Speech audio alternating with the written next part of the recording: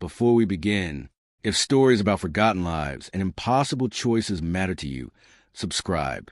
It's the only reason these voices survive. They said I would never marry. 12 men in 4 years came to our home, sat across from me, spoke politely, and then looked only once at my wheelchair. After that, their eyes never returned to my face.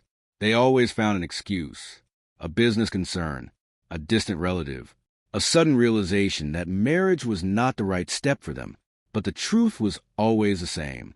In Virginia, 1856, a woman who could not stand was a woman who could not belong. My name is Elena Whitmore. I was 22 years old and already spoken about as if my life were a finished chapter. A cautionary tale whispered at dinners. A daughter to be pitied, not chosen. My legs had been useless since I was 8 years old. A riding accident shattered my spine and left me trapped in a body that no longer obeyed me. My father, Colonel Richard Whitmore, spared no expense trying to soften that reality. He commissioned a wheelchair made of polished mahogany, fitted with brass and velvet cushions imported from Europe. Servants were trained to move me quietly, efficiently, so I would never appear inconvenient. But no amount of craftsmanship could hide what the chair represented: permanence. It wasn't the wheelchair that made me unmarriageable. It was the meaning attached to it. A burden. A woman who could not walk beside her husband at social gatherings. A woman who society assumed could not bear children, could not manage a household, could not fulfill the unspoken duties expected of a Southern wife. My father arranged 12 proposals. 12 rejections followed. She cannot walk down the aisle. My children will need an active mother. What kind of future is that? Then came the rumor that truly sealed my fate. A physician, one who never once examined me, speculated that injuries like mine often affected fertility. He spoke casually, without evidence, but the idea spread through Virginia society faster than truth ever could. Suddenly, I wasn't simply disabled. I was defective. By the time William Foster rejected me, fat, drunk, and 50 years old, despite my father offering him a third of our estate's annual income, I understood something I had been avoiding. I was going to die alone. That night, I did not cry. I lay awake staring at the ceiling, imagining a future that grew smaller with every year. Boarding houses, charity, polite relatives who would tolerate me out of obligation, a slow disappearance from relevance. But my father had other plans. Plans so radical that when he spoke them aloud, I was certain I had misheard. "I'm giving you to Josiah," he said calmly. "The blacksmith. He will be responsible for you." I laughed at first, a sharp, disbelieving sound. Then I saw his face. He was serious. "Father," I whispered, "Josiah is enslaved." "Yes," he replied, "and that is precisely why this will work." He spoke of protection, of certainty, of inevitability. No white man would marry me. When he died, the estate would pass to my cousin, and I would be quietly removed. Josiah, bound by law, would never abandon me. The logic was horrifying and airtight. The next morning, Josiah was brought to the house. He had to duck to enter the doorway. 7 feet tall, if he was an inch. Broad shoulders shaped by years at the forge. Hands scarred and burned, capable of bending iron. Men called him the brute and gave him space when he walked by. Yet when he spoke, his voice was low and gentle. "Are you afraid of me, miss?" he asked. "No," I said, surprising us both. And in that moment, sitting across from a man society feared and I was expected to dread, I felt something I couldn't yet name. Not fear, recognition. After that morning, nothing in the house felt the same. Josiah remained a blacksmith, enslaved by law, yet suddenly bound to me in a way neither of us fully understood. Servants watched more closely. Whispers followed us through hallways. My father issued precise instructions, as if trying to control something already slipping beyond his reach. Josiah was to assist me daily. At first, it was unbearable, not because of him, but because of myself. Every movement reminded me of my helplessness. He lifted me into my chair each morning with hands so careful they barely seemed to touch me. He asked permission before adjusting my blanket, before pushing my chair, before standing too close. It was the first time a man had treated my body as something deserving of consent. I noticed how he avoided my eyes when servants were present, how he straightened his posture, lowered his voice, performed obedience so convincingly it frightened me. Yet, when we were alone, something changed. The tension eased. He spoke freely, carefully choosing his words as if each one mattered. One afternoon, while rain hammered against the windows, I asked him a question I had never dared to ask anyone else. "Do you hate me?" I said. "For this?" He stopped pushing the chair. "No," he answered quietly. "I hate the world that put us here." I asked him how he learned to read. Fear flickered across his face. Teaching an enslaved person to read was illegal, punishable. Still, after a long pause, he answered. "I watched letters long enough that they started speaking back," he said. "Books are doors. Once you see one open, you can't forget it." That night, I brought him a book. Then another. Then another. We read together, quietly, carefully, always alert for footsteps. Shakespeare first, the Bible second, poetry last. He read with a reverence I had never seen in any white man, as if words were fragile things that could shatter if mishandled. Through those hours, I learned his story. He had been sold at 13. His mother died on a plantation he could no longer remember the name of. He learned the forge because strength was the only thing no one could steal from him. And he learned silence. Days turned into weeks. I began to notice the smallest things. The way his voice softened when he laughed. The way his hands trembled slightly when he was tired, though he never complained. The way he positioned himself between me and others without being asked. Protection, not duty. One evening, while helping me from my chair in my bed, his grip lingered for half a second too long. We froze. The world seemed to hold its breath. "I'm sorry," he said immediately, stepping back. "I shouldn't." "It's all right," I whispered. Our eyes met. In that moment, something dangerous and undeniable passed between us. I had spent my entire life being looked through, not at, being measured for what I lacked. Yet here was a man the world had stripped of everything, freedom, name, future, who saw me fully, not as broken, not as burdensome. As a woman, that night, alone in the dark, I realized a truth that terrified me more than my father's plan ever had. I did not merely depend on Josiah. I trusted him, and worse, I cared. In a world that punished both of us for existing as we were, I had allowed my heart to do something reckless. It had chosen. Caring was dangerous. I understood that long before love ever crossed my mind. Caring, in our world, was a weakness others could exploit. For Josiah, it could mean punishment, sale, or worse. For me, it meant scandal, disgrace, and a complete destruction of what little protection my father's name afforded me. So I told myself to be careful. I failed almost immediately. By autumn, Josiah's presence had woven itself into my days so completely that I no longer remembered what life felt like before him. He was there when I woke, there when I read, there when I watched the sun fall behind the fields. Silence with him felt natural, not awkward. Conversation never needed to be forced. Yet every kindness carried weight. When he brushed leaves from my shawl, my heart raced. When he laughed, it startled something awake inside me. When he stood too close, the world felt too small. One evening, I asked him why he never looked angry. He didn't answer at first. Then he said, "Anger is a luxury." That stayed with me. Winter arrived early that year. Cold seeped into the house, into bones and joints, into places warmth had never quite returned for me.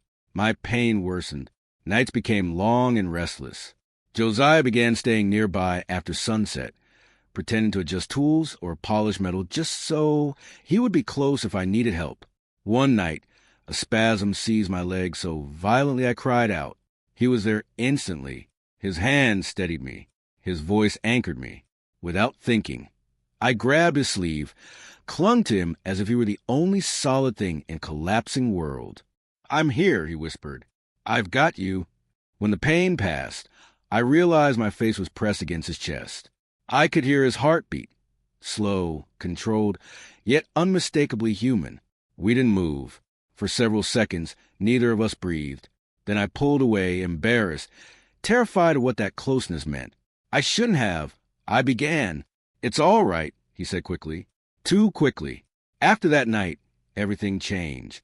Not in ways anyone else could see. But between us, an invisible line had been crossed.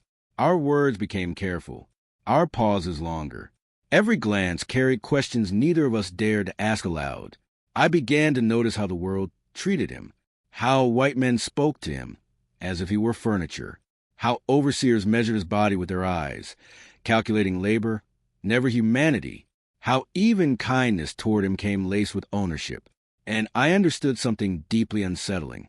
I was free in ways he never had been, yet he was strong in ways I had never needed to be. One afternoon, as we read together, I asked him what he wanted, not what he dreamed, not what he hoped, what he wanted. He closed the book slowly. To live where my name belongs to me, he said. To wake up without fear being sold. To choose who I stand beside. His eyes met mine. And you, he asked. I hesitated. I said carefully, to stop being grateful for survival when I could be alive.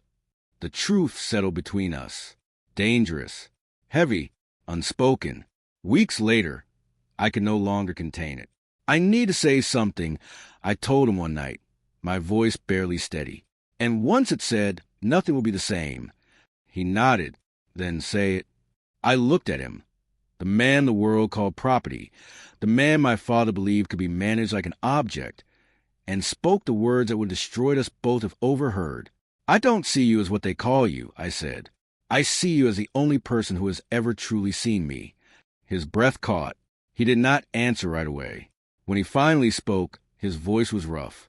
If I say what I feel, he said, there's no taking it back. Then don't, I whispered, but we both knew it was already too late. After that night, we stopped pretending. Not openly, not recklessly, but in the quiet ways that mattered most.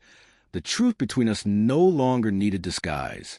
Our conversations grew softer, more deliberate, our silences heavier. Every shared moment felt borrowed, fragile, as if it might shatter if handled too roughly. We were careful. We had to be. Josiah never touched me in public, never lingered near my chair when others were present. He remained the obedient figure everyone expected to see. Strong, silent, useful, but when we were alone, he allowed himself to exist. That frightened me more than his strength ever could. One evening, while helping me change, his hands paused at my waist. Not in desire, at least not then, but in hesitation. Tell me if I'm ever wrong, he said quietly. I don't want to become another person who decides for you. No man had ever spoken to me like that.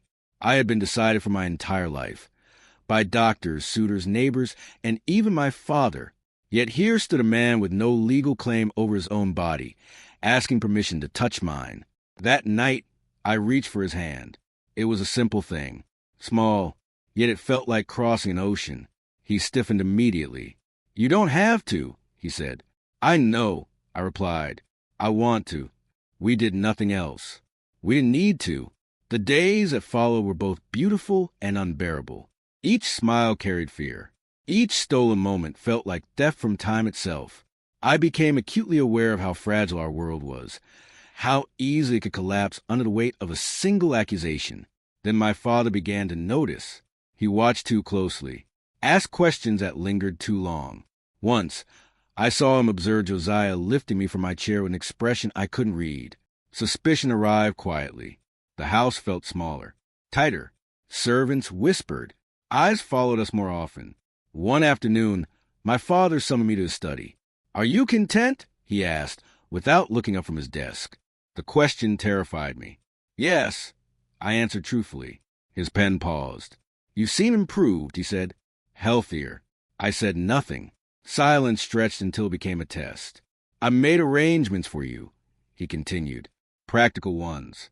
But I did not intend to give you illusions. Of what kind? I asked. He finally looked at me. Of equality. The word cut deeper than any insult. That night, Josiah and I spoke in whispers long after the house slept. They'll destroy you if they find out, I said. Or sell you. He nodded. I know.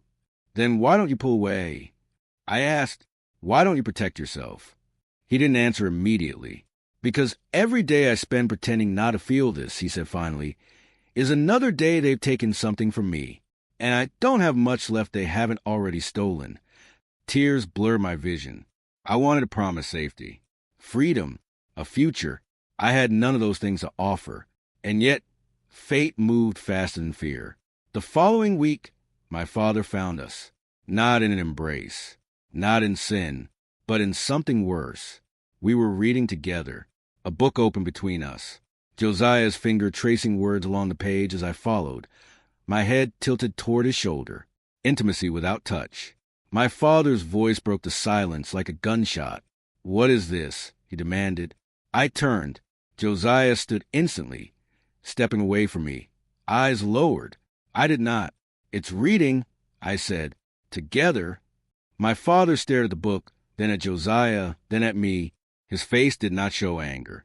It showed calculation. And in that moment, I understood something chilling. The greatest danger was not his rage. It was his reasoning. My father did not shout. That was what frightened me most. He dismissed Josiah with a single gesture, the kind that reminded everyone in the room exactly who held power. Josiah obeyed immediately, head lowered, shoulders squared, the careful posture of a man who knew survival depended on restraint.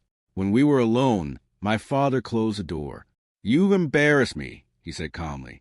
I've read a book, I replied. My voice shook, but I didn't look away. You've crossed a boundary, he corrected. One I allowed you to approach, not step over. I asked him if he planned to punish Josiah. His silence was answer enough. That night, I didn't sleep. I imagined every possible outcome. Sale, whipping, chains. I imagined Josiah disappearing from my life as abruptly as he'd entered it, swallowed by a system designed to erase men like him without leaving a mark. At dawn, I went to my father. I will not pretend ignorance, I said. Whatever you intend, I ask that you hear me first. He listened. I told him everything, not in fragments, not in excuses. I spoke of respect, of consent, of a man who had given me dignity when the world had stripped it away. I spoke of how I felt alive for the first time since my accident. I spoke until my voice broke and there was nothing left to hide. When I finished, my father sat back in his chair. For a long time, he said nothing. You love him, he said finally. Yes.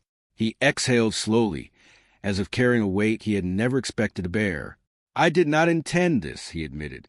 But intentions matter less than consequences. What will you do? I asked.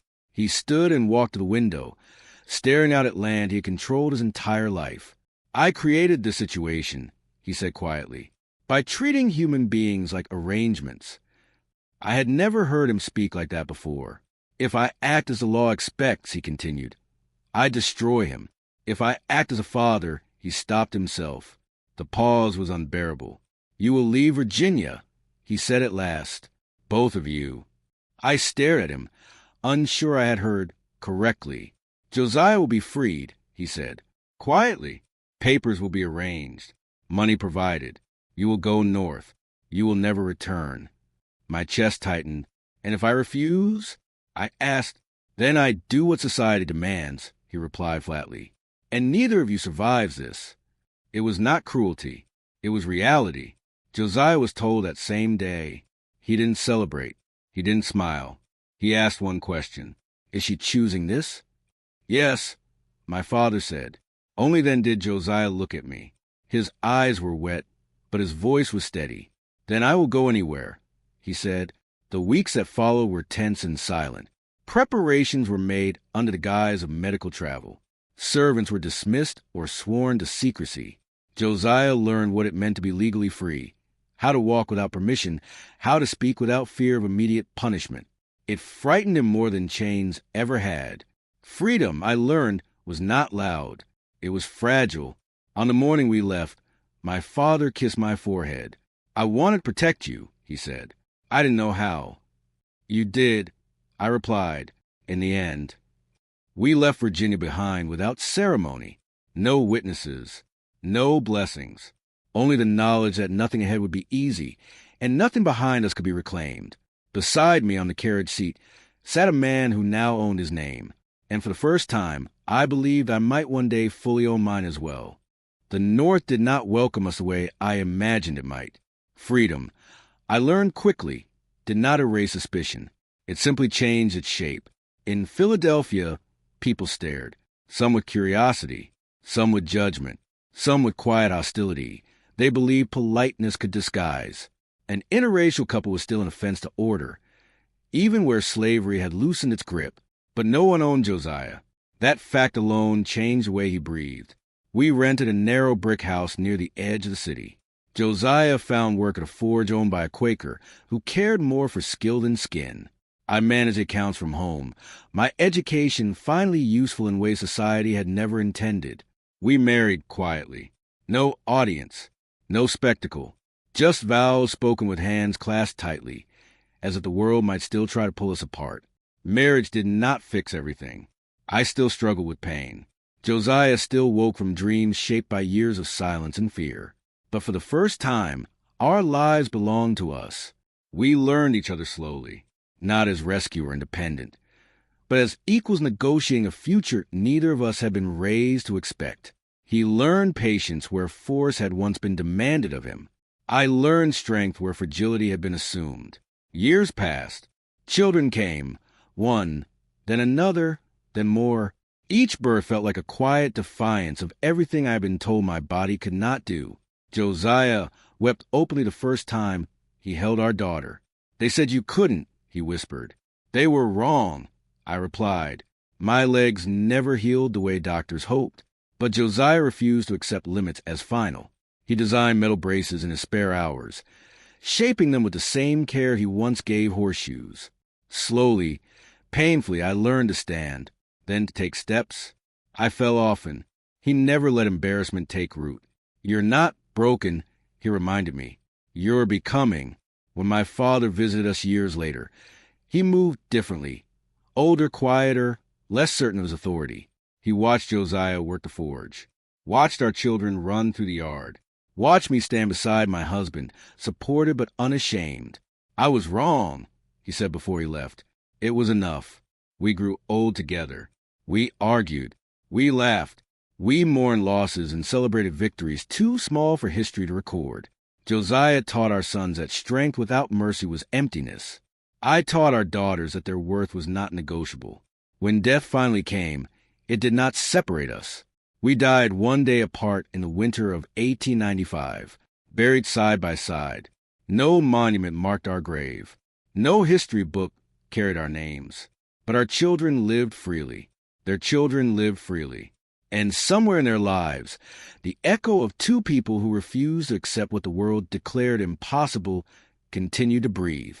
They once said I was unmarriageable. They once said he was property. They were wrong about us both. And if this story survives at all, it is not because it was extraordinary, but because it was human.